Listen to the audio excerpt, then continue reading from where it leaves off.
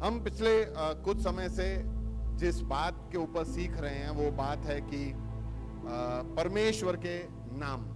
ठीक है, हमने देखा कि नाम जो है एक घोषणा को, नाम एक उपलब्धि को, नाम एक घटना को, नाम जीवन में हुए एक कार्य को, इन सबको ये नाम दर्शाता है। इसका मतलब ये नहीं कि परमेश्वर के बहुत सारे नाम हैं। हमने पिछली बार कौन सा नाम देखा था? यहोवा ईरे। यहोवा ईरे का मतलब क्या? परमेश्वर मेरा उपलब्धि करवाने वाला है। तो अभी यहोवा राफा, यहोवा इलोयम, यहोवा एलोहिम, ऐसे बहुत सारे नाम हैं। तो इसका मतलब ये नहीं कि परमेश्वर के बहुत सारे नाम हैं। नहीं, परमेश्वर से जब मूसा ने परमेश्वर से जब पूछा कि मैं जाके इजरायलियों को क्या कहूं कि किसने मुझे भेजा है, उसने बोला कि जाके बोल दे मैं हूं सो मैं हूं। यानी मेरे नाम का जरूरत नहीं है, मैं काफी हूं, बस बोल दे कि मैंने बोला है। नाम जो है एक्चुअली में परमेश्वर के एट्रीब्यूट्स यानी परमेश्वर के गुण विशेषताओं को दर्शाता है, जो हम इन अलग अलग चीजों के द्वारा परमेश्वर ने या अलग अलग कार्यों के द्वारा जो परमेश्वर ने किया और हम फिर उसको उससे सराहने लगे। कभी कभी आपने देखा होगा कि दोस्तों के बीच में यदि कोई दोस्त पहुंच जाए तो लोग बोलते हैं आया है रॉक स्टार। तो यानी उसका नाम रॉक स्टार नहीं है, ये उसका, ठीक है, वो उसका पहचान जैसा हो गया है। ठीक है, आ गया अपना हीरो, अब देखते हैं कौन हमसे लड़ सकता है। तो ये हीरो उसका नाम नहीं है। वैसे ही परमेश्वर को बहुत सारे नामों से हम बुलाते हैं। इमैनुअल, परमेश्वर हमारे संग। तो अभी इमैनुअल उसका नाम नहीं है। राजाओं का राजा, प्रभुओं का प्रभु, तो ये उसका नाम हम पुकारते हैं, लेकिन ये वास्तविकता में वो उसकी एक विशेषता है, वो उसके गुण है। परमेश्वर ने ये दिखाया है कि वो हमें पूरा कर सकता है और वो हमारे लिए काफी है। पिछली बार हमने देखा कि यहोवा ईरे में परमेश्वर ने दिखाया कि मैं काफी हूं यार, तुम मुझ पे भरोसा करो, तुम चिंता मत करो, तुम टेंशन ना लो, कैसे कमाएंगे, कैसे खाएंगे, क्या बटोरेंगे, क्या काटेंगे, वो मेरे पे छोड़ दो, तुम जिसके लिए बुलाए गए हो वह काम करो। तो हमने देखा कि किस तरह से परमेश्वर ने अब्राहम के जीवन से ये पूरा करके दिखाया। हम सबके जीवन में प्रभु ने दिखाया कि कैसे वो यहोवा ईरे है। परमेश्वर के अलग अलग नामों में इतना सामर्थ है, चंगाई देने का सामर्थ है, भरपूरी देने का सामर्थ है, शांति देने का सामर्थ है, हमें विश्वास दिलाने का सामर्थ है। और ये सब नामों को जब हम इन सप्ताहों में गहराई से समझेंगे तब हम ये जान पाएंगे कि किस तरह से परमेश्वर हमारे हृदयों में काम करता है। लेकिन जब तक हम इस बात के लिए तत्पर नहीं होंगे, हमने क्या बोला, तुझे सुनने के लिए मैं तत्पर हूं, जब तक हम तत्पर नहीं होंगे कि प्रभु आज तू क्या बताएगा, प्लीज अभी तू मुझे कुछ और नया सिखा, मैं जानना चाहता हूं, मैं सीखना चाहता हूं, तेरे बारे में और गहराई में उतरना चाहता हूं, तू मुझे सिखा। तो प्रभु हम सबको सिखाएगा। आमीन। तो पिछले बार हमने देखा था यहोवा ईरे यानी ही इज आवर प्रोवाइडर, वो हमारा पूर्तिकरण भरपूरी करने वाला है। आज हम सीखेंगे Jehovah Rapha. Jehovah Rapha, the Lord who heals, जो चंगाई देता है। ठीक है, सब बोलो यहोवा राफा, चंगाई देने वाला। यहोवा राफा, जब भी हम सुनते हैं ना यहोवा राफा के बारे में, तो हम अक्सर ऐसा ही सोचते हैं कि यहोवा राफा का मतलब है चंगाई देने वाला। अक्सर आप कहीं पे भी देखो, किसी से भी पूछो यहोवा राफा मतलब बोलो चंगाई देने वाला। इसलिए प्रार्थनाओं के दौरान भी जब किसी कोई बीमार हो, किसी को कुछ लगा हो, किसी के बारे में उसके जान की हानि होने वाली हो, कोई लंबे समय से बुखार में हो, किसी को कैंसर हो गया हो या कोई भी तकलीफ से गुजर रहा हो, हम उसके जगह पे जाके बोलते प्रभु तू यहोवा राफा है, प्रभु तू चंगाई देने वाला खुदा है, प्रभु तेरे कोड़े खाने से हम चंगे हुए हैं। ये सब हम घोषणाएं वहां करते हैं।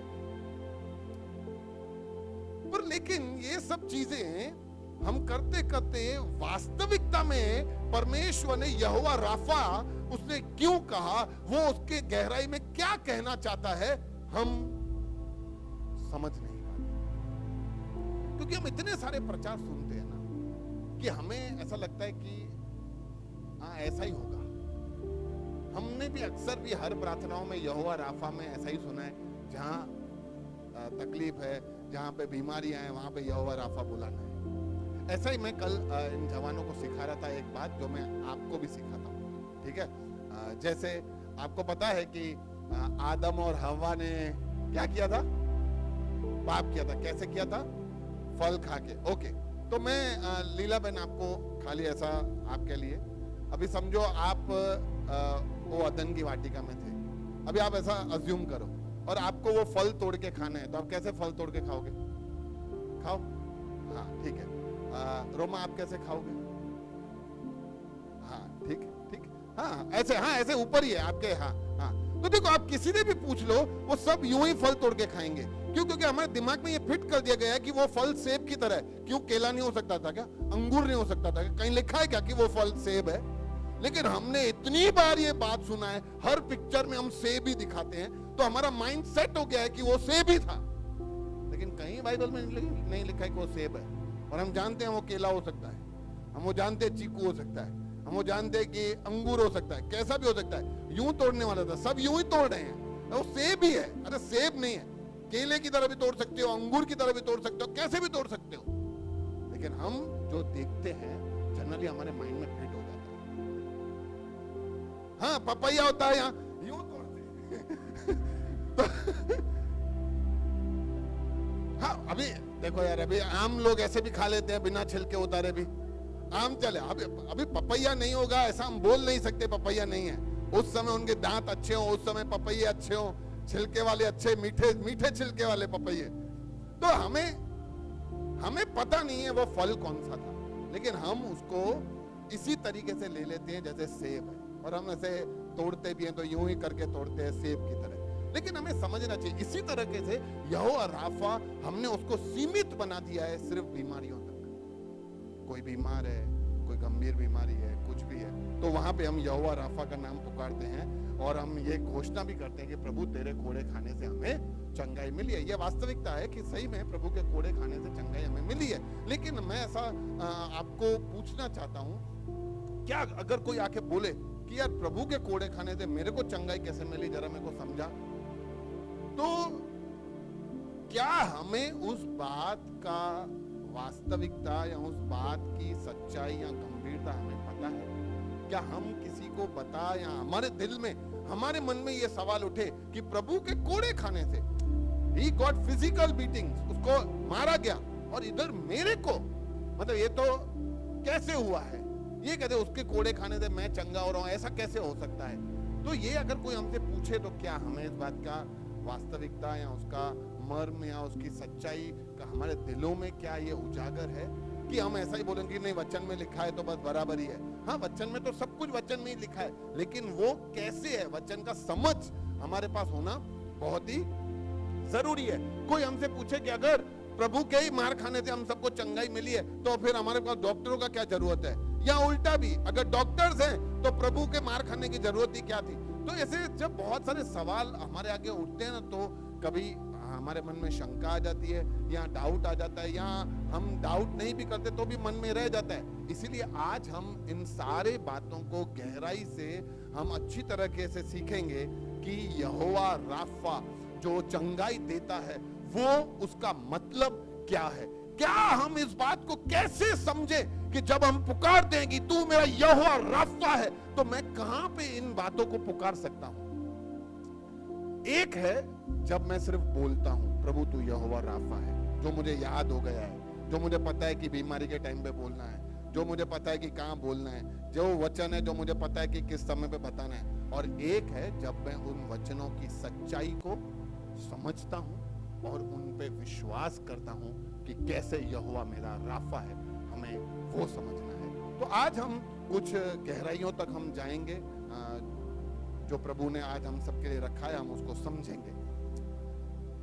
कोशिश करूंगा कि आज ही सब कुछ खत्म करूं, नहीं हुआ हुआ तो फिर अगले सप्ताह में हम देखेंगे। तो सबसे पहले ये यहोवा राफा, ये जो परमेश्वर को पुकारा गया, इसका ये कहां पे लिखा गया है, कहां इसका बैकग्राउंड क्या है, हम इसका पृष्ठभूमि देखेंगे। ओके, बैकग्राउंड क्या है वो हम देखेंगे सबसे पहले। तो सबसे पहले हम समझे कि देखो बहुत सारी बातें हैं जो आप बोलोगे कि भैया ये तो हमें सब पता है, तो भी आज आप पूरी अच्छी रीति से हमारे दिल में बिठाओ। सबसे पहले परमेश्वर ने मूसा को चुना, ठीक है। मूसा को पहले तो वो मूसा फिरौन का बेटा था, फिर वो वहां से भाग गया, ठीक है। भाग जाने के बाद प्रभु ने, मूसा इतना हठीला था, लेकिन आगे जाके हम पढ़ते हैं कि मूसा जितना नम्र व्यक्ति कोई भी नहीं है, तो परमेश्वर ने 40 साल में उसको बराबर नम्र बनाया, और नम्र बनाने के बाद मूसा को चुना और मूसा को कहा जा मेरे बच्चों को, सारे इजरायलियों को तू छुड़ा के ले आ। वो फेरो के पास गया, फेरो को कहा, लेकिन फेरो माना नहीं। परमेश्वर के सामर्थ को पाकर और परमेश्वर से जो लाठी पाई थी, उन सामर्थ से वहां पे उस इजिप्ट में, मिस्र में 10 महामारियां आई, एक के बाद एक के बाद एक के बाद एक के बाद एक के बाद महामारी आती गई, और 10वां महामारी में सबके पहलौठे बच्चे मर गए। तो ये बहुत ही दर्दनाक अवस्था से ये सारा का सारा मिस्र गुजरा, और वहां पे ये सारे के सारे इजरायली लोग देख रहे हैं कि कैसे ये इजिप्शियंस के ऊपर, यानी मिस्र लोगों के ऊपर किस तरीके से महामारी गिर रही है, जबकि वो अपने खुदा को, अपने देवी देवताओं को पुकार रहे हैं, लेकिन कोई उनका सुन नहीं रहा है। परमेश्वर ने यह बताया कि एक ही खुदा है, सब कुछ उसके नियंत्रण में है और उसके सामने कोई टिक नहीं सकता। ये सब करने के बाद फिरौन का दिल ऐसा हो गया कि मनो निकलो इधर से। तो फिरौन ने मूसा को बोला लेके जा, फिर सबको लेके गया। अब फिर फिरौन को क्या हुआ, फिर उसने सेना पीछे भेजी, और हम ऐसा बोलते हैं ना, आगे कुआं पीछे खाई, ये यहीं से आया है कि आगे समुद्र, आगे जाएंगे तो मरेंगे और पीछे सेना, नहीं जाएंगे तो भी मरेंगे। तो प्रभु को उसने पुकारा, प्रभु ने उसको कहा तेरे हाथ में लाठी है, रख। तो 2 भाग में नदी डिवाइड हो गई, लाल समुद्र को 2 भाग हो गया। वहां से पूरा इजराइल के सारे लोग वहां से निकल गए। फिर जब उनका फिरौन का सब सेना आया, सब उसमें प्रभु ने वापस बंद कर दिया और सब डूब के मर गए। ये सब इजरायली लोग देख रहे हैं, इजरायली लोग देख रहे हैं कि कैसे प्रभु ने लाल समुद्र को 2 भाग किया। अब 2 भाग करने के बाद वो 3 दिन तक चलते रहे, रेगिस्तान में पहुंचे, रेगिस्तान में चलते रहे। उसके बाद उनकी हालत खराब हो गई, पीने के लिए पानी नहीं, प्यास से मर रहे थे। और वो आके मूसा को कुड़कुड़ा के बोलने लगे क्या है ये सब, व्हाट इज दिस, हाँ ये सब क्या है। अच्छा क्या है, एक माइक रख सकते क्या, किसी के एक भाई को दे दो ना, और जो वचन पढ़ेगा इंग्लिश भाई अमित को दे दो,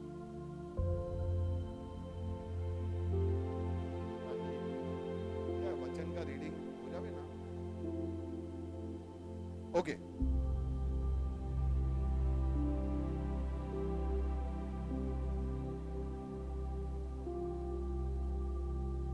तो हम थोड़ा सा स्टार्टिंग से ही पढ़ लेते हैं, 15 के 22 से पढ़ो।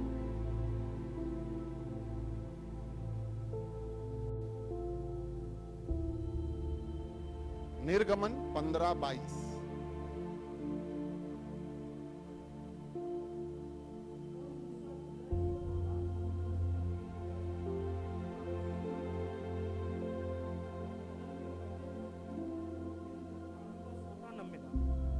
फिर मारा नामक एक स्थान पर पहुंचे, वहां का पानी खारा था, उसे वे न पी सके, इस कारण उस स्थान का नाम मारा पड़ा।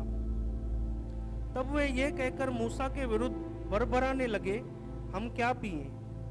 तब मूसा ने यहोवा की दुहाई दी, और यहोवा ने उसे एक पौधा बता दिया, जिसे जब उसने पानी में डाला तब वह पानी मीठा हो गया।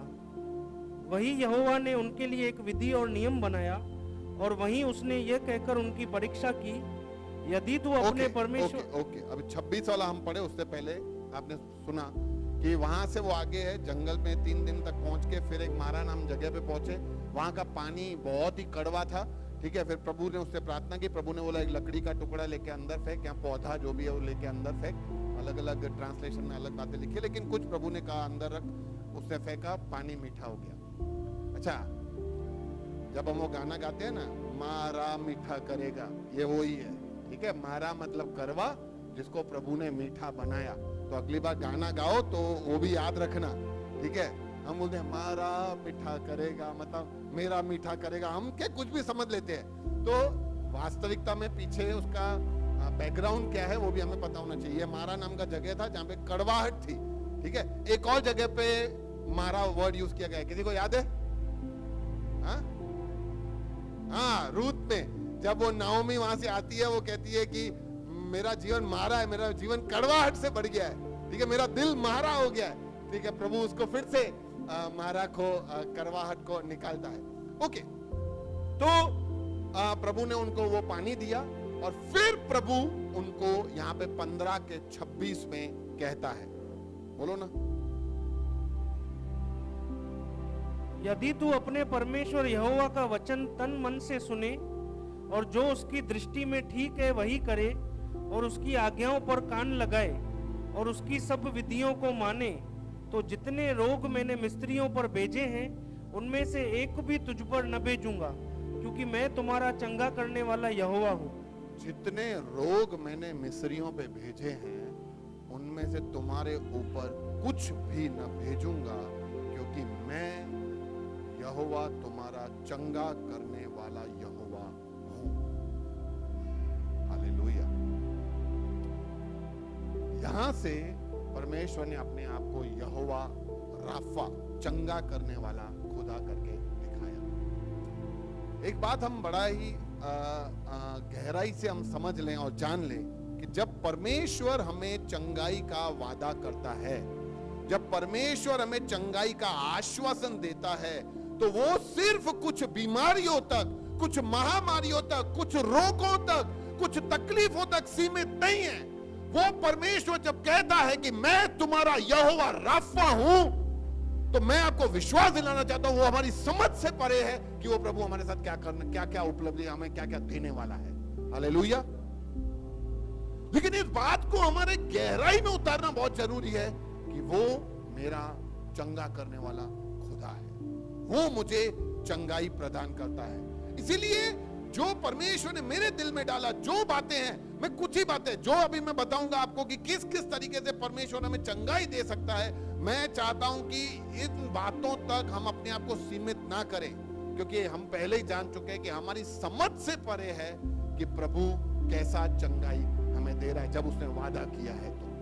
तो कुछ बातें कि हमारा यहोवा राफा, जब हम उसको पुकारते हैं कि प्रभु तू मेरा यहोवा राफा है, तो हम क्या क्या उम्मीद कर सकते हैं प्रभु? क्या क्या बातों में मैं उसको यहोवा राफा करके पुकार सकता हूं? क्या वो सिर्फ बीमारियों तक ही सीमित है, या परमेश्वर हमसे अधिक उससे हमें कहना चाहता है?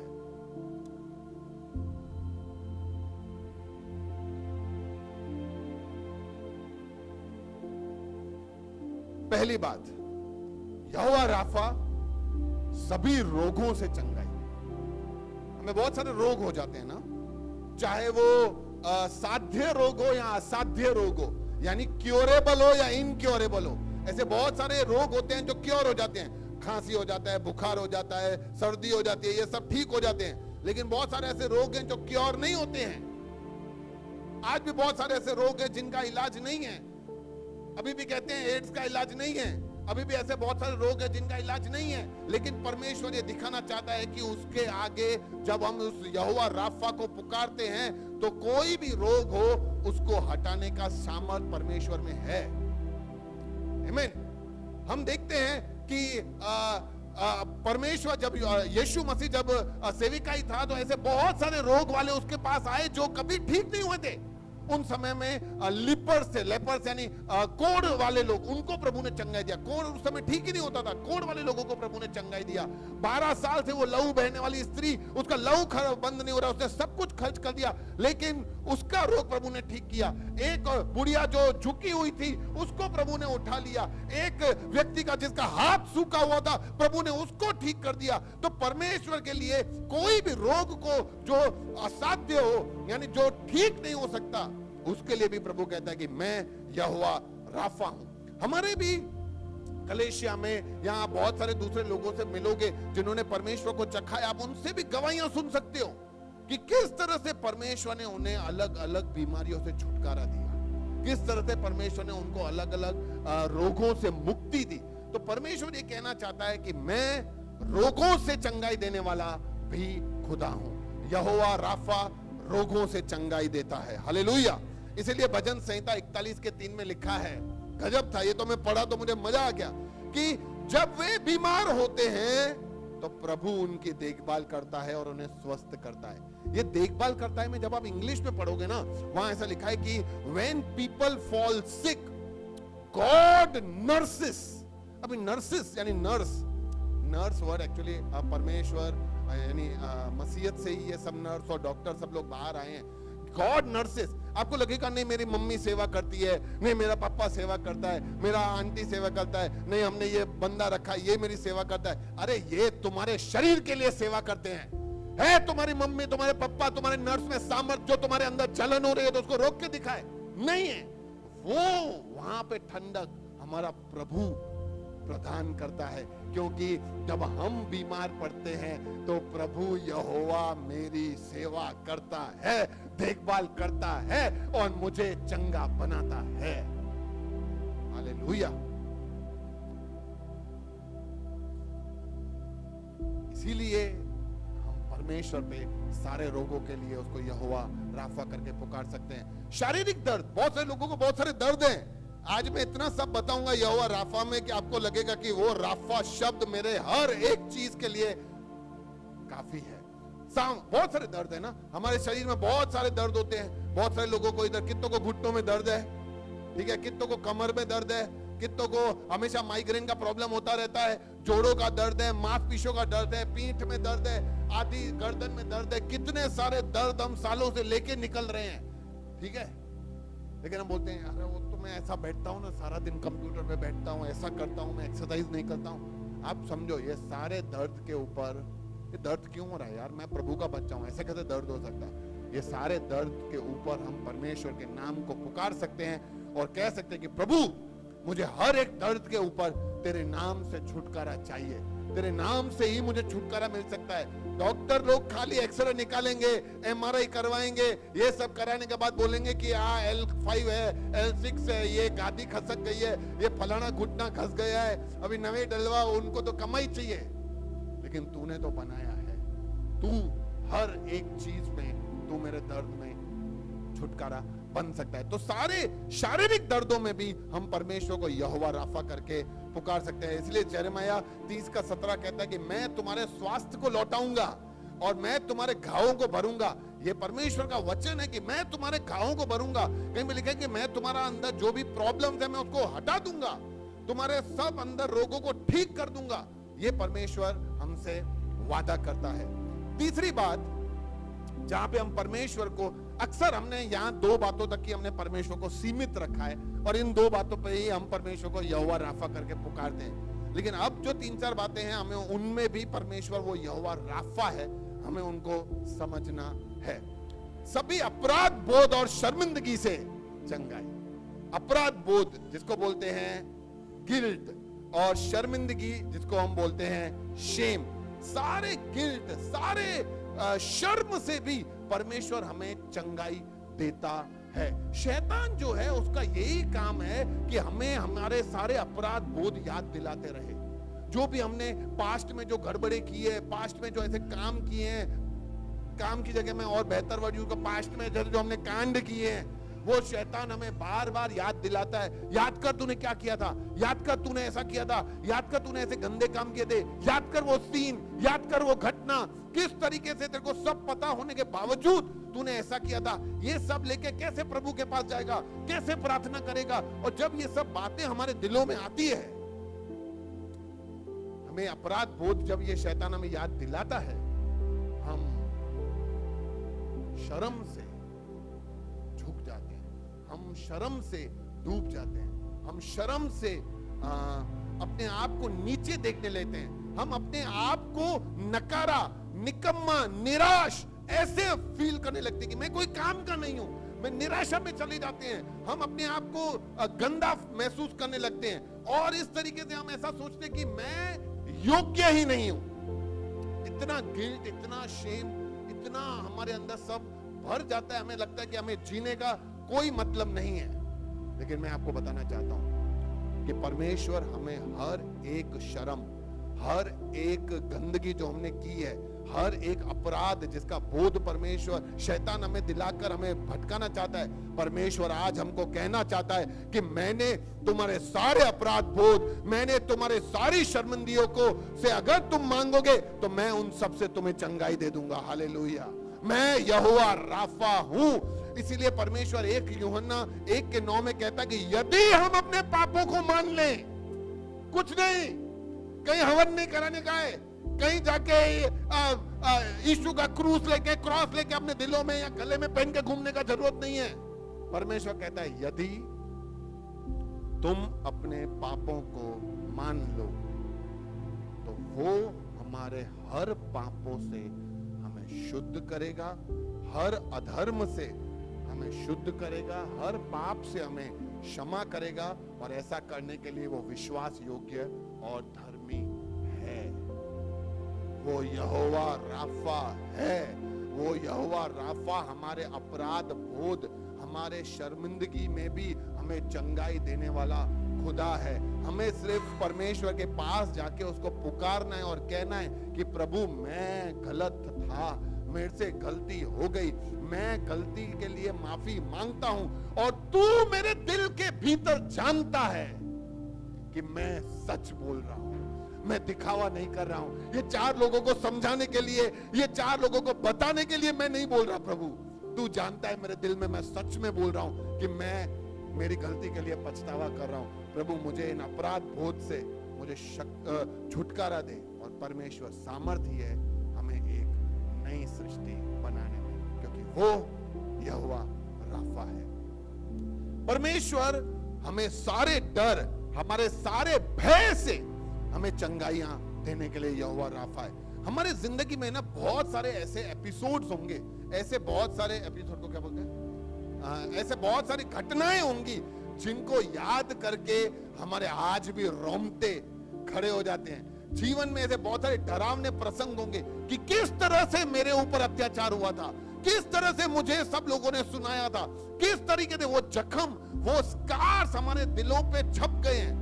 शायद ऐसे बहुत सारी ऐसी घटनाएं मैं सुनता हूं कि पति ने पत्नी को बहुत मारा, फिर भले बदलाव हो गया, पति ने भले अभी नहीं मारता है, लेकिन वो मारने के जो जख्म है वो भले भर गए हैं, लेकिन वो जो जख्म दिलों पे आ गए हैं ना, ये नहीं भर पाए हैं। आज भी वो जख्म याद आ जाते हैं, आज भी कोई ऐसा बात आ जाती है तो हमारे दिल में वो सब जख्म बाहर आ जाते हैं। अभी बीच में मैं देख रहा था एक पता नहीं, अभी लेटेस्ट कोई एक मूवी आया है, कौन सा आया है वो, सैयारा करके।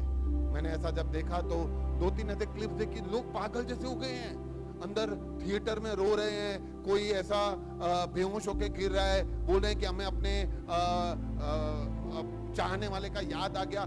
ये सब क्या है, शैतान ये सब खेल खेलता है जहां पे उनको ऐसा ट्रॉमा देता है, जहां पे वो ऐसा महसूस करते हैं, क्योंकि वो जो दिल पे जो उनके जख्म है वो भरे नहीं। वो शैतान कोई भी मौका, ये सब कौन लेके आता है, ऐसी मूवी है जहां पे तुम्हें सब याद आवे, ठीक है, जहां पे तुम्हें डर का एहसास हो, तो ये सब शैतान खेल खेलता है जहां पे हम ऐसा सब करें। लेकिन हम फिर क्या करते हैं, ऐसी मूवियां देखना बंद कर देते हैं। तो वैसे तो नहीं देखनी चाहिए, पर हमें उससे भी ज्यादा जरूरी ये है कि ऐसे कैसे हो सकता है कि मेरे दिल पे जो जख्म है वो भरे क्यों नहीं है, क्यों मुझे उससे अभी भी छुटकारा नहीं मिलता। क्योंकि हम कोई भी हम रोमांटिक गाना सुनते हैं फिर से वो सब जख्म याद आ जाते हैं। तो ये सब बातें हैं जो जो आज के जवान बच्चों को ये खास सुनना चाहिए कि जब हम परमेश्वर की विधियों पे नहीं और हमारे मन चाहे कामों को लेकर हमारी इच्छाओं को पूरा करने के लिए सब करते हैं ना, तो ये जख्म आना अनिवार्य है। फिर उसको भरने के लिए दुनिया का कोई मूवी, दुनिया का कोई गाना, दुनिया का कोई सैड सॉन्ग, दुनिया की रातें जागना तुम्हारा कुछ भी उसका छुटकारा नहीं दे सकता सिवाय प्रभु के। इसीलिए बहुत सारे ऐसे डरावने प्रसंग होंगे जवानों के, आपके मेरे, हम सबके जीवन में ऐसे प्रसंग हैं जो इनको अभी भी हम याद करते हैं तो हम बहुत ही शायद घबरा जाते हैं। बहुत सारे ऐसे डर हैं हमारे जीवन में, नहीं, बहुत सारे लोगों को बहुत सारी चीजों से डर लगता है। आज भी बहुत सारे लोगों को अंधेरे में जाने से डर लगता है। आज भी बहुत सारे लोगों को कुछ जगहों पे जाने से डर लगता है। आज भी बहुत सारे लोगों को कुछ आत्माओं से डर लगता है। भैया मेरे को लगता है कि इधर कोई आत्मा है, इधर कोई चल रहा है क्या, मेरे को अकेले बैठने में बहुत डर लगता है। तो बहुत सारे लोगों को अभी भी उन सब चीजों से भय है। बहुत सारे लोगों को जानवरों से डर लगता है, बहुत सारे लोगों को कीड़ों से डर लगता है। लेकिन मैं आपको बताना चाहता हूँ, हमें ऐसे थोड़ी बनाया गया था। आदम को थोड़ी डर लगता था, ठीक है, आदम को नहीं डर लगता। अच्छा, ये थोड़ा समझदारी रखना कि अभी कीड़ों से डर लगता है, मतलब सांप से अगर डर लगता है तो आज ये मैसेज सुन के कल सांप को ये ले सांप काट चल देखता हूं, मेरे को डर नहीं भाई। समझदारी के साथ सब काम करना, हमें डरना नहीं है, ठीक है। वो जो डर की वजह से, मैं वो डर का मतलब देखो, डर और सावधानी में बहुत फर्क होता है, ठीक है। अभी इधर छिपकली आ जाएगी तो मैं थोड़ा सावधान हो जाऊंगा, उसको हटाऊंगा या कुछ भी करूंगा। सांप आएगा तो उसको हटाऊंगा, तो ये मेरा डर नहीं है, ये सावधानी है। डर ये है कि अभी मेरा क्या होगा, इसकी वजह से अभी मेरी जिंदगी में कुछ हो जाए, ये डर है जो हमें आने वाले समय में भी हमें इधर ध्यान दो सभी लोग, ठीक है। हम किसी भी चीजों से हम बहुत जल्दी डर जाते हैं, वो डर हमें बहुत आगे ले जाता है और इसीलिए हम उन सबको हमारे दिलों में उतार लेते हैं और फिर शैतान हमें उन सब चीजों में हमें ट्रिगर कर देता है। हम बेचैन हो जाते हैं, हमारा मानसिक स्थिति खराब हो जाता है। लेकिन परमेश्वर हर एक डर से हमें छुटकारा देने के लिए यहोवा राफा है। बहुत सारे भय होते हैं, भय यानी फोबियास, बहुत सारे, जैसे और किसी को ऊपर से देख के चक्कर आने लगते हैं, वो चक्कर आए पर डर तो अरे ऊपर जाओ ना, तुम नीचे मत देखना, ठीक है। बहुत सारे लोगों को, मेरे को जैसे बंद जगह से बहुत सारा डर लगता है, लेकिन ये डर क्यों है, ये कहां से आया डर? ऐसे कैसे मेरे अंदर डर घुस गया कि बंद जगह हो तो मेरे को डर लगता है? तो ये सब चीजों से हम सबको छुटकारा देने के लिए परमेश्वर सक्षम है। इतने सारे फोबियाज हैं, लोगों को बेचैनी है, लोगों को एंजाइटी, लोगों को डिप्रेशन है, लोगों को डिसऑर्डर है, उनको ज्यादा ओवर सोचने की बात है। कोई भी बात होती है सोच करके दिमाग उनका ऐसे विचारों का चलता रहता है। ये सब चीजें, ये सारे डर, और इसीलिए बहुत सारे लोग वहां पे जाने का प्रेफर नहीं करते, बोलते हैं वहां जाऊंगा फिर वो देखूंगा, उसके बारे में सोचता रहूंगा, मेरा दिमाग खराब हो जाएगा। लेकिन ऐसा क्यों हो रहा है? ऐसा डर क्यों है हमारे जीवन में? परमेश्वर कहता है मैं इन सब डरों से भी तुम्हें छुटकारा देने वाला यहोवा राफा हूं। इसलिए भजन संहिता 34:4 लिखता है कि मैं यहोवा के पास गया, उसने मेरी सुन ली और मुझे पूरी रीति से निर्भय, पूरी रीति से, हर डर को, हर जो मेरे अंदर भय है, हर एक जो चीज मुझे भयभीत करती है, हर एक जो चीज मुझे प्रभु से दूर और शैतान को दिखाती है, मैं हर एक चीज के ऊपर विजयंत हूंगा जब मैं प्रभु के पास जाऊंगा और जब परमेश्वर मेरी सुन लेगा। ये एक्चुअली वचन दाऊद ने लिखा है, ठीक है। मैं यहोवा के पास गया, वहां पे दाऊद बताता है कि किस तरीके से मैं परमेश्वर के पास गया और परमेश्वर ने मेरी सुनी और परमेश्वर ने मुझे किस तरीके से मेरी प्रार्थना सुन के मेरे हर एक भय को निकाला। दाऊद भी बहुत भय में था, साउल राजा उसके पीछे लगा पड़ा है, उसके जान हानि के पीछे, लेकिन क्या करे वो, किस तरीके से वो भय से निकले, क्यों मार डालेगा, लेकिन परमेश्वर के वो पास गया, परमेश्वर ने उसको पूरी रीति से भय मुक्त किया। तू मत डर, मैं तेरे संग खड़ा हूं।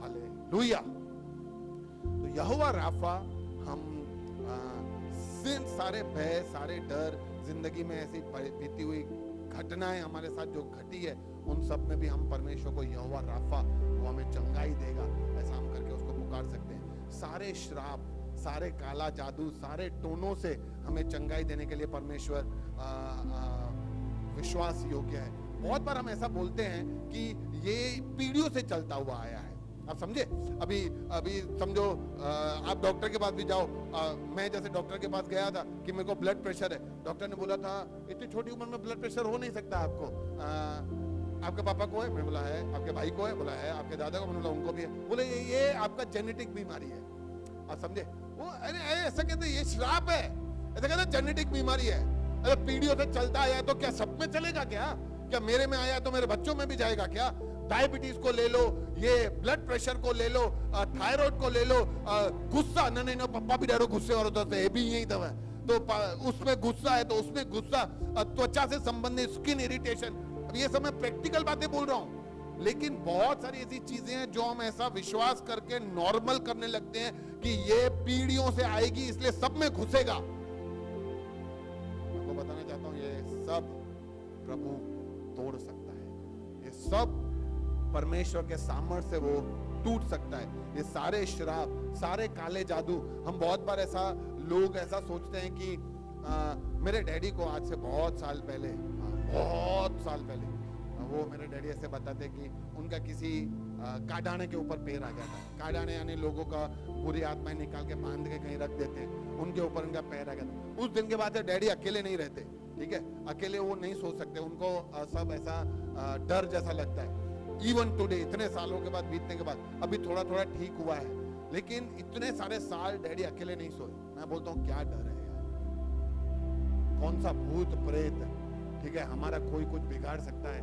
कौन से काडाने, कौन से लगत लगना, नजर लगना, ये बुरी आत्मा, ये इसने नजर लगा दी है, इसने मेरे यहाँ जादू टोने किए हैं। भैया एक बात बताऊं भैया, मेरे को बहुत डर लग रहा है। क्या हुआ? भैया मैं आज सुबह घर गया, दरवाजा खोला, उधर कटा हुआ नींबू पड़ा था और यूं बाजू में ऐसा पड़ा था। अरे ले निंबू, घर जाके शिकंजी बना के पी लो प्रभु का नाम से।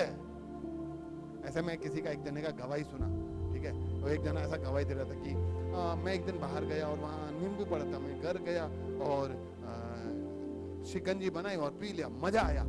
फिर अगले दिन मैं फिर से बाहर गया, फिर से बाहर एक नींबू पड़ा था, फिर से मैंने उठाया, घर गया, उसका नींबू से नींबू निचोड़ा, शिकंजी बना के पी गया।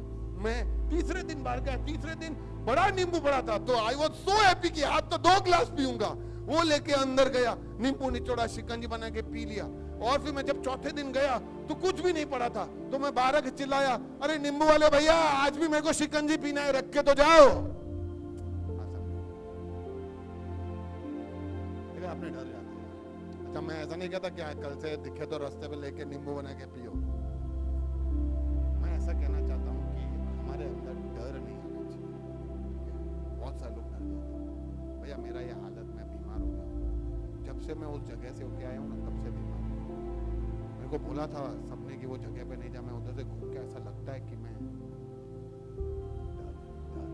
श्राप, काला जादू हो गया, जादू टोना हो गया, किसी ने कुछ कर दिया है भैया। ये जेनेटिक हो, श्राप हो, ये पीढ़ियों से चलता आ रहा है।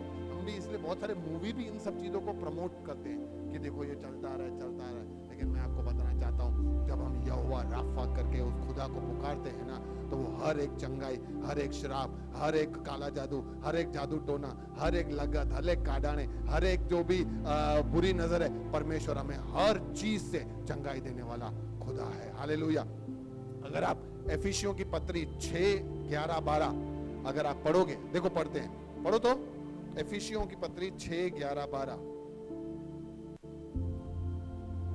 क्या करना चाहिए अगर ऐसा हमें लगे तो क्या करें? अपने परमेश्वर के सारे हथियार बांध लो। परमेश्वर के सारे हथियार बांध लो, यानी अगर आप देखो तो परमेश्वर का कवच पहन लो। क्या पहन लो? कवच, यानी एक प्रोटेक्शन। जैसे अगर आपने कभी फायर सूट देखा हो, फायर सूट अगर आप पहन लो तो आग आपका कुछ नहीं बिगाड़ सकता, ठीक है? वैसे ही वो कवच होता है। अगर आप परमेश्वर के हथियार पहन लो, जो किसके खिलाफ है? तो शैतान, उसकी सेनाएं, उसका अधिकार, कोई कुछ नहीं कर सकता कि तुम शैतान की युक्तियों के सामने खड़े रह सको, क्योंकि हमारा ये मल्ल युद्ध लहू और मांस से नहीं, परंतु प्रधानों से और अधिकारियों से और इस संसार के अंधकार के शासकों से और उस दुष्टता की आत्मिक सेनाओं से है जो आकाश में है।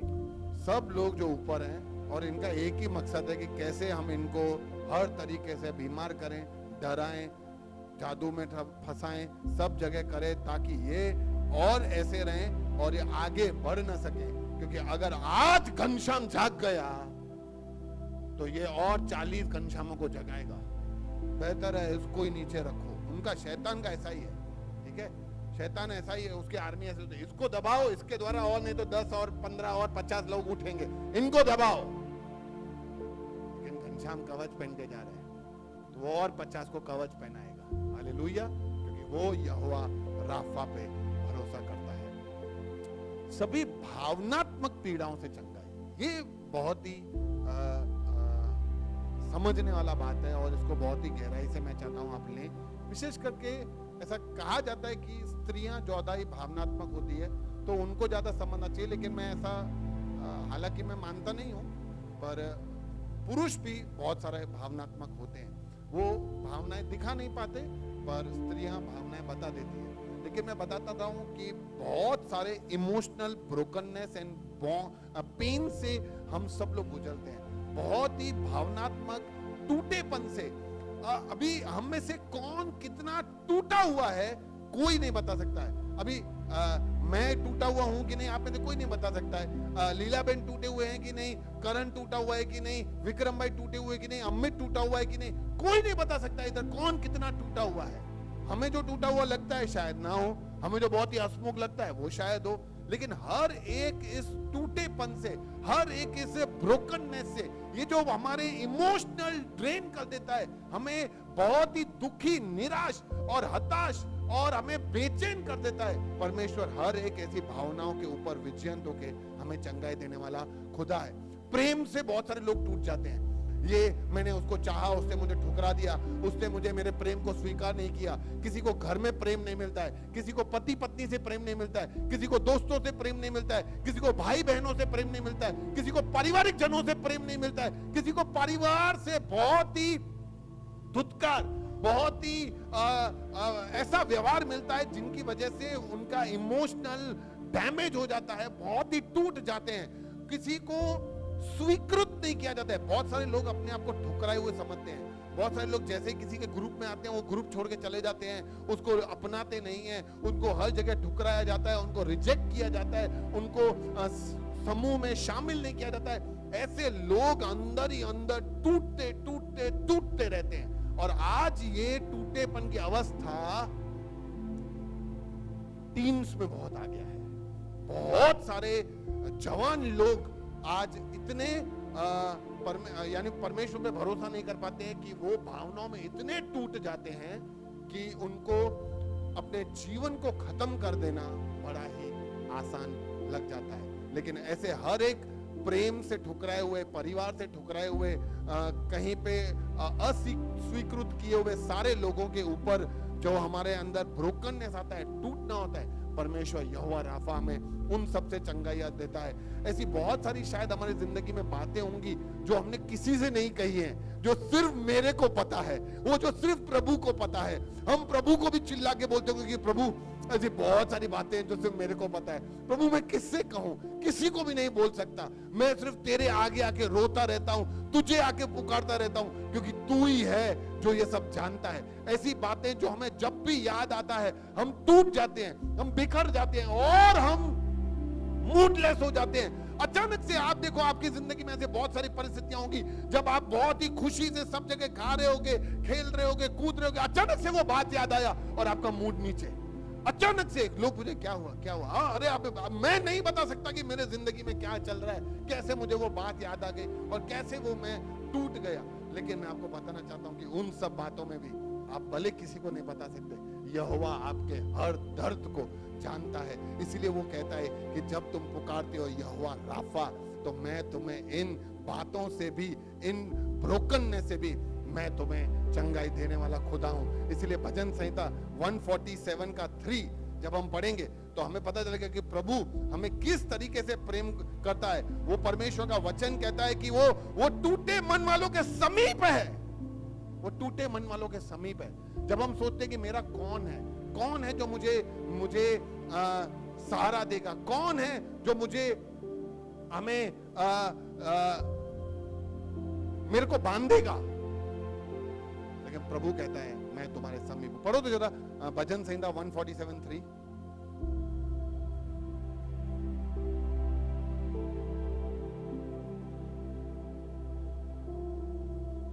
और कोई एक जना यूहन्ना 14:27 निकाल के। वह खेदित मन वालों को चंगा करता है और उनके घाव पर मरहम पट्टी बांधता है। वो खेदित मन वालों को चंगा करता है। अभी ये खेदित मन वाले जो दुखी है मन से, तो उनका घाव कहां पे लगा है? उनका घाव कहां पे है? अरे दुनिया का कोई डॉक्टर तुम्हारे मन पे पट्टी नहीं बांध सकता, लेकिन यहोवा कहता है कि वो उनके खेदित मनों के ऊपर पट्टी बांधता है। हालेलुया। हमारे हर टूटी हुई अवस्था, हमारे हर डर, हमारे हर वो जख्म के ऊपर जो दिख नहीं रहे हैं, वो उनके ऊपर पट्टी बांधता है। और परमेश्वर ने हमसे एक वादा किया है यूहन्ना 14:27 में, और ये वादे को हम सब हमेशा याद रखें। मैं तुम्हें शांति दिए जाता हूं, मेरी शांति तुम्हें देता हूं। जैसे संसार देता है, संसार तुम्हें टेम्पररी शांति देता है, मैं तुम्हें वैसी शांति नहीं देता हूं। मैं तुम्हें वो शांति दूंगा जो मेरी है। इसीलिए न तुम डरो न तुम व्याकुल हो जाओ। हालेलुया, आमीन। परमेश्वर जब कहता है कि मैं यहोवा राफा हूं, तो परमेश्वर हमें हर प्रकार से इन सब चीजों से चंगाई देता है। तो जब प्रभु कह रहा है कि मैं राफा हूं, तो वो हमें कहां कहां से चंगाई देता है?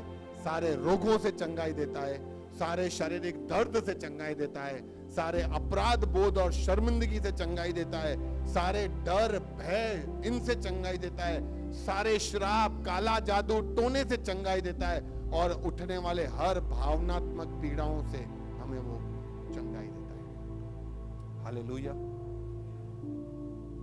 ये यहां तक भी हम राफा को सीमित ना करें, क्योंकि जब वो राफा है तो हम हमारे समझ से परे है कि वो कितना चंगाई वो हमें देता है। मैं चाहता हूं कि मैं जानता हूं कि हम सब इनमें से कहीं ना कहीं से, या शायद बहुत सारी चीजों में से, या शायद सब में से गुजर रहे होंगे। ठीक है, मैं चाहता हूं कि हम अभी प्रार्थना करें। ठीक है, हर एक डर के लिए, हर एक जादू के लिए, हर एक चंगाई के लिए, अगर आप अपने आप को प्रभु के हाथ में सौंप सकते हैं, तो मैं आपको यकीन दिला देता हूं कि परमेश्वर आज ही, अभी का अभी, वो हमें छुटकारा देने के लिए सक्षम है। हालेलुया। आइए हम 2 क्षण के लिए हम प्रार्थना करते हैं। शंबा रिबादा रखानामा सैराखाना यंदा रिखानी आदारा। प्रभु हम तेरे समीप आते हैं परमेश्वर। हम जानते हैं कि प्रभु हम जब पुकारते थे पहले यहोवा राफा, तो हम समझ उसकी गहराइयों तक नहीं समझ पाते थे, लेकिन परमेश्वर आज हम जान चुके हैं कि यहोवा राफा क्या है। लेकिन प्रभु उतना ही हम जाने हैं जितना तूने हमारे को अपने आप को प्रकट किया है। इस प्रकटीकरण में प्रभु आज हम तेरे पास आते हैं। हे खुदावन, हम में से बहुत सारे लोग प्रभु अलग अलग रोगों से पीड़ित हैं, अलग अलग दर्द से वो गुजर रहे हैं। बहुत सारे लोगों को शैतान याद दिलाता है उनके अपराध बोध, उनको गिल्ट में डालता है, उनको शर्म में डालता है। बहुत सारे लोग अलग अलग डर में गुजर रहे हैं, एंजाइटी में हैं, डिप्रेशन में हैं, भय में हैं, श्रापों में हैं, जादू टोने के चक्करों में हैं परमेश्वर। और बहुत सारे लोग भावनात्मक पीड़ाओं से गुजर रहे हैं। यीशु, जब तूने कहा कि तुम मुझे पुकारोगे, तू हमें वो शांति देगा जो इस संसार की नहीं है। राजाओं के राजा यहोवा राफा, आज हम तुझे पुकारते हैं, मेरे इन सारे भाइयों पे, मेरे इन सारे बहनों पे, हम सब पे यीशु नाजरी के नाम से, उसके कोड़े खाने से मैं यहोवा राफा का चंगाई मेरे सारे भाई बहनों पे यीशु मसीह के नाम से बोलता हूं प्रभु। हालेलुया। हर एक वो टूटापन यीशु के नाम से दूर हो जाए, हर एक वो ब्रोकननेस यीशु के नाम से चंगाई पा जाए, हर एक वो दर्द और श्राप यीशु के नाम से दूर हो जाए, हर एक वो प्रभु डर, हर एक वो भय यीशु के नाम से हट जाए। कोई भी अगर अपराध बोध, गिल्ट, शर्म में जी रहा है, यीशु के नाम से हर अपराध बोध, गिल्ट और शर्म यीशु के नाम से शांति में बदल जाए, ऐसा मैं इनके लिए दुआ करता हूं राजा। हालेलुया। तू खुदा है प्रभु, तू दयावंत है, तू चंगाई देने वाला खुदा है प्रभु। हम जानते हैं कि तूने हम सबके लिए अपने आप को दिया और हमें चंगाई दी प्रभु। हालेलुया। धन्यवाद तेरे बातों के लिए, धन्यवाद तेरे कामों के लिए जो तूने हमारे लिए किया प्रभु। हमने से जितों ने विश्वास किया और तेरे इस चंगाई को अपने जिंदगी में उतारा है, उनके लिए प्रभु तेरा धन्यवाद राजा। और जो प्रभु नहीं उतार पाए, उनके भी जीवन में तू यहोवा राफा बन के वो शांति देना, ऐसा मैं उनके लिए दुआ करता हूँ। धन्यवाद देते हुए प्रार्थना यीशु के नाम से मांगता हूँ, आमीन। हालेलुया। क्योंकि परमेश्वर यहोवा राफा है, इसीलिए वो हमें चंगाई देता है। संदेश खत्म नहीं हुआ है, 15 मिनट और चाहिए ताकि हम समझ सकें कि जब हम परमेश्वर को यहोवा राफा करके बुला रहे हैं, या जब हम ऐसा बोलते हैं कि परमेश्वर के ऊपर मैं कैसे भरोसा रखूं कि वो ही यहोवा राफा है, भैया कैसे वो चंगाई दे सकता है, या कैसे हम माने कि सारी चंगाई प्रभु की ओर से, मैं कैसे मानूं, तो वो बात को समझना बहुत ही जरूरी है। ओके, पहले तो हम ये जान लें कि सारे रोग, सारे पीड़ाएं, सारी समस्याएं पाप के कारण है। जब परमेश्वर ने आदम और हवा को बनाया तो वो एकदम परफेक्ट लोग थे, उनके अंदर कोई पीड़ा, कोई दर्द, कोई घुटनों में दर्द, कोई पीठ में दर्द, ठीक है, रात को सो गया तो आंखों में दर्द, ऐसा कुछ भी नहीं होता था। वो सब एकदम परफेक्ट लोग थे। लेकिन परमेश्वर ने आदम और हवा को कहा था कि जिस दिन तुम पाप करोगे, तो आज्ञा उल्लंघन करोगे, पाप करोगे, तुम उस दिन मर जाओगे। तो जैसे ही उन्होंने परमेश्वर का खिलाफ उल्लंघन किया, उन्होंने पाप किया, और पाप की वजह से उनके अंदर सिन, उनके पाप की वजह से उनका पवित्रता सब चला गया, और इसकी वजह से उनके अंदर ये सारे रोग, पीड़ाएं, समस्याएं, ये सब आ गए क्योंकि उन्होंने पाप किया। यानी हर डर, हर ये जो रोग, पीड़ा, डर, भय, अपराध बोध, गिल्ट, शेम, ब्रोकननेस, हर एक का मूल पाप है। पाप की वजह से ये सब चीजें हमारे अंदर घुसी है। इसीलिए हमें ये बात को समझना जरूरी है कि ये सबसे, इसका जो बेसिक, जहां पे इसका मूल है, वो ये सारा इसका कारण पाप है। पाप ने हमारे शरीर को, हमारे आत्मा को, हमारे प्राण को, सबको बिगाड़ दिया। हमारा आत्मा तो ऑन द स्पॉट ही परमेश्वर से मर गया। हमारा शरीर जो शरीर पहले गुलाम था, अब शरीर अचानक से राजा बन गया, शरीर के हाथ में पावर आ गया, प्राण उसकी सुनने लगा, और इसीलिए इसकी वजह से बहुत सारे हमारे जीवन में बदलाव आने लगे, रिश्ते टूटने लगे। और पहले दो भाई एक ने दूसरे को मार डाला, ये सब पाप के कारणों से हुआ। और पाप की वजह से, क्योंकि हमारे अंदर ये सारे बीमारियां आ गई, हम वी बिकेम वल्नरेबल। यानी अब पहले भी ऐसी नहीं है कि बीमारियां नहीं होती होगी ऐसा, पर वो इतने पावरफुल होते थे। आपको याद है पहले के टाइम पे एक डाबर च्यवनप्राश का ऐड आता था, उसमें क्या है, वो डाबर च्यवनप्राश खाता था ना, तो इधर से कोई भी बीमारी हमारा बाजू वाला छींकता था ना, तो वो जो कीटाणु आते थे ना, तो उसके बाजू में ही वो एक गोल सर्कल बन के आता था कि लग के वापस चले जाते थे। तो समझो ऐसा ही एक कवच या ऐसा ही एक प्रोटेक्शन आदम और हवा को था, लेकिन पाप की वजह से वो सब कवच वो उन्होंने तोड़ दिया। सुरक्षा का जो कवच था वो टूट गया, और पूरा बीमारी, श्राप, सब ये बातें उनके जीवन में आ गई। कल ही मैं जवानों को सिखा रहा था कि सबसे पहला व्यक्ति कौन था? आदम से हम सब आए, यानी हम सब ऑलरेडी आदम के अंदर ही थे, ठीक है। तो परमेश्वर ने जब आज्ञा आदम को दी, वही सब समझो आज्ञा हमको दी, और जब आदम ने पाप किया तो हम सब ने ही पाप कर दिया, क्योंकि हम सब आदम के अंदर ही थे, आप समझे। तो इसीलिए हम सब के अंदर जो वो सुरक्षा का कवच था, वो हम सबसे वो सुरक्षा का कवच पाप की वजह से टूट गया, और इसकी वजह से हमारा हमने जो प्रोटेक्शन था हर एक चीज से, वो हमारे से छूट गया। पाप के कारण ही हमारे सब दर्द, समस्याएं और अपराध हमारे जीवन में आ गए। पहले ऐसे कोई दर्द वर्द नहीं होते थे, यहाँ कोई समस्या नहीं होती थी, आदम और हवा अच्छी तरह से घूमते थे। लेकिन जैसे ही पाप जीवन में आया ना, उसके बाद से सब प्रॉब्लम शुरू हो गई। मैं ऐसा सोचता हूँ, अगर बिना पाप के आदम और हवा के बच्चे हुए होते तो आदम और हवा को कभी डिप्रेशन में नहीं जाते, या कभी ऐसे चिंता नहीं करते यार मेरे बच्चों का क्या होगा। आज माँ बाप चिंता में रहते हैं, वो मन, अरे यार ये यहाँ जा रहा है, ये वहां जा रहा है, क्या करेंगे, ये कैसे रहेंगे। ये सब चीजें आदम और हवा के अंदर वे आई होंगी, क्योंकि पाप उनके जीवन में आ गया। अब आखिरी बात, यीशु का बलिदान हमारे लिए टीका यानी वैक्सीन बन गया। अब आपको ये समझना बहुत जरूरी है कि कैसे यीशु मसीह हमारे लिए वैक्सीन है। वैक्सीन समझते हो ना, हम बच्चों को वैक्सीन कराते हैं, ठीक है। वैक्सीन में से वैक्सीन में होता क्या है, किसी को पता है?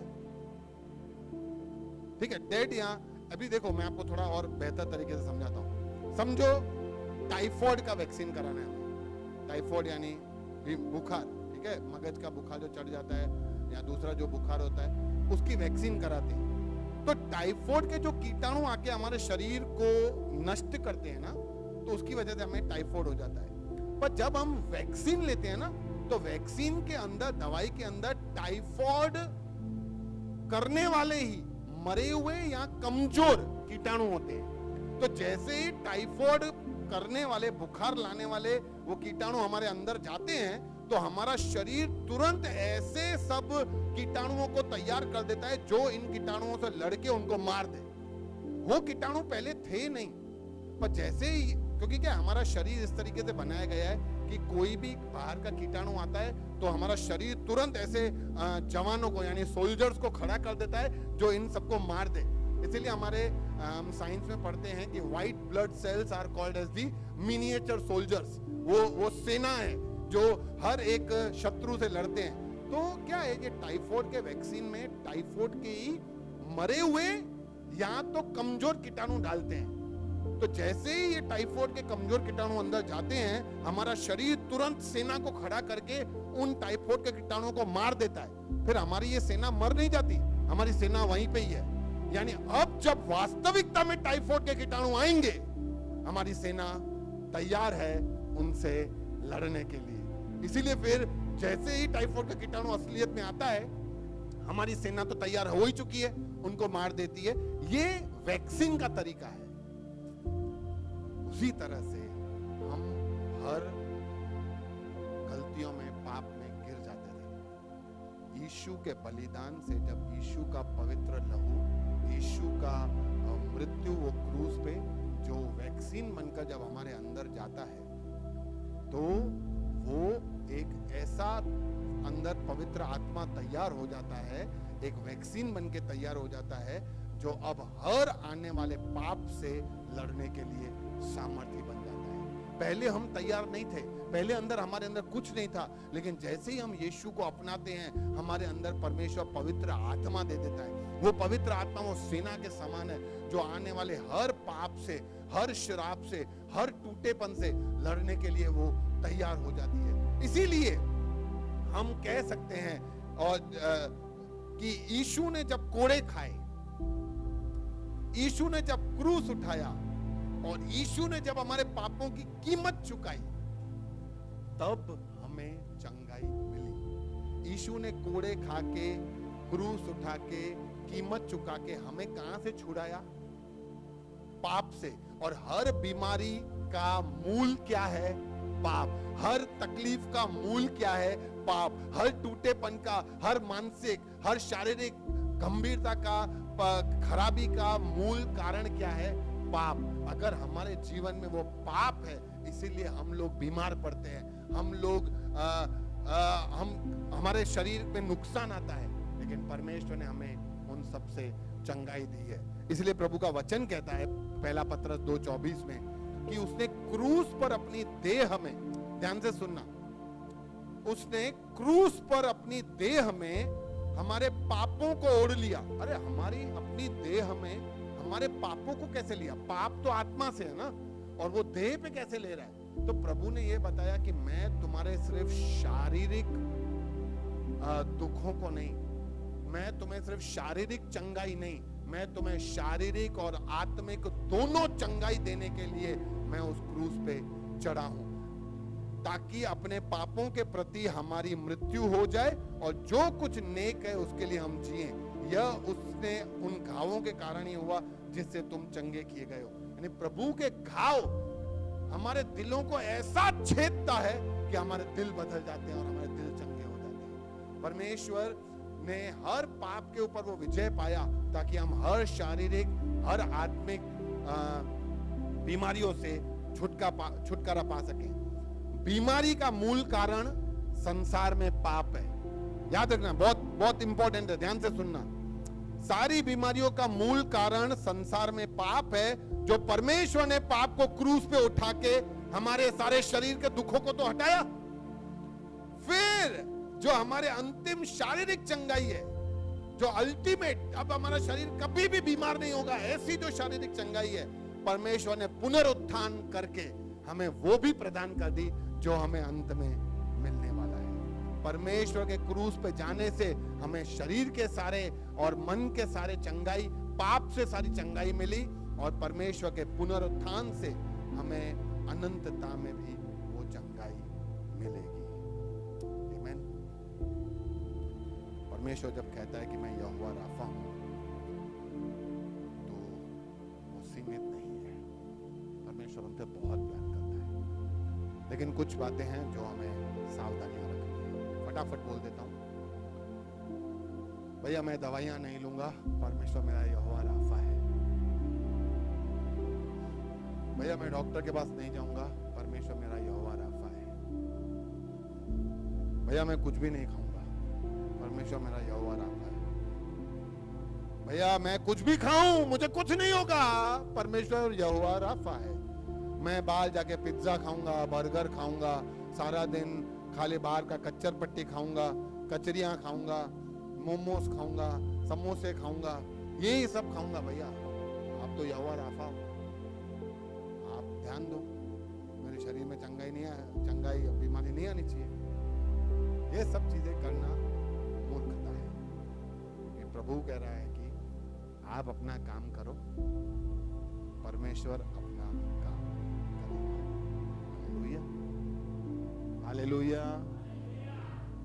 हम हमारा काम करें। डॉक्टर के पास गए, डॉक्टर ने बोला दवाई लेनी है।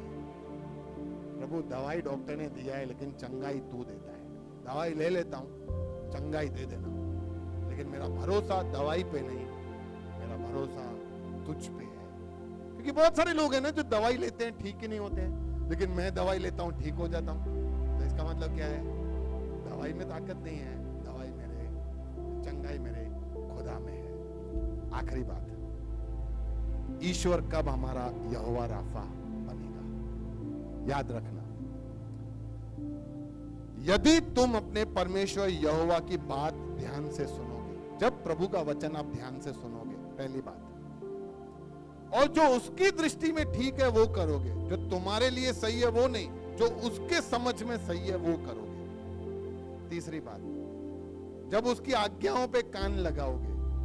चौथी बात, उसकी सब विधियों का पालन करोगे। कितनी बातें हैं? 4 बातें। पहली बात, अपने परमेश्वर यहोवा की बात ध्यान से सुनोगे। दूसरा, उसकी दृष्टि में जो ठीक है वो करोगे। तीसरा बात, उसकी आज्ञाओं पर कान लगाओगे। और चौथी बात, उसकी विधियों का पालन करोगे। तो परमेश्वर कहता है कि मैं तुम्हें कोई रोग नहीं भेजूंगा, क्योंकि मैं तुम्हारा यहोवा राफा हूं। मैं चाहता हूं कि हम परमेश्वर जो यहोवा राफा है, जो हमें छुटकारा देता है, जो हमें चंगा करता है, हम उसको हमारे जीवन में उसी तरीके से देखें और बुलाएं। आइए अपने आंखों को बंद करें। प्रभु हम धन्यवाद देते हैं, धन्यवाद कि तूने हमें बचाया, तूने हमें छुड़ाया, तूने हमें चंगाई दिया। बहुत बार प्रभु हम तुझे हल्के में ले लेते हैं, बहुत बार हम हर बात कर लेते हैं और अंत में तेरे पास आते हैं छुटकारे के लिए, जबकि तू चाहता है कि हम संपूर्ण रीति से तुझ पे निर्भर रहें। प्रभु धन्यवाद, हमें इस बात का एहसास दिलाने के लिए, इस बात की गंभीरता को समझाने के लिए कि प्रभु किस तरह से तू हमारा यहोवा राफा है। तेरे कोड़े खाने से किस तरीके से हमें चंगाई मिली। धन्यवाद प्रभु कि तूने हमें प्रकट किया। पापी थे, तूने हमें छुटकारा दिया और हम इसीलिए चंगे हुए। राजा धन्यवाद तेरी रहमत के लिए, तेरा अनुग्रह, तेरा कवच जो प्रभु हमने पाप करके तोड़ा था। धन्यवाद तेरे बेटे के बलिदान से वो वापस हमें मिला। और प्रभु हमारा जितना भी जीवन शेष बाकी है, प्रभु हम इस कवच को पहन के निरंतर चलते रहें, निरंतर तुझ में बने रहें और तेरे इस चंगाई को लेते रहें। धन्यवाद, सबके ऊपर तूने चंगाई भेजी उसके लिए धन्यवाद, सबके जीवन में तूने शांति भेजी उसके लिए धन्यवाद। फिर भी कोई प्रभु टूटे मन वाला प्रभु अगर आज नहीं आ पाया है, तो प्रभु उसके जीवन में जहां वो है वहां शांति और चंगाई देना। राजा धन्यवाद के साथ सब बातों को तेरे हाथ में सौंपते हुए प्रार्थना हमारे खुदावन यीशु मसीह के नाम से मांगते हैं, सुन लीजिए। आमीन।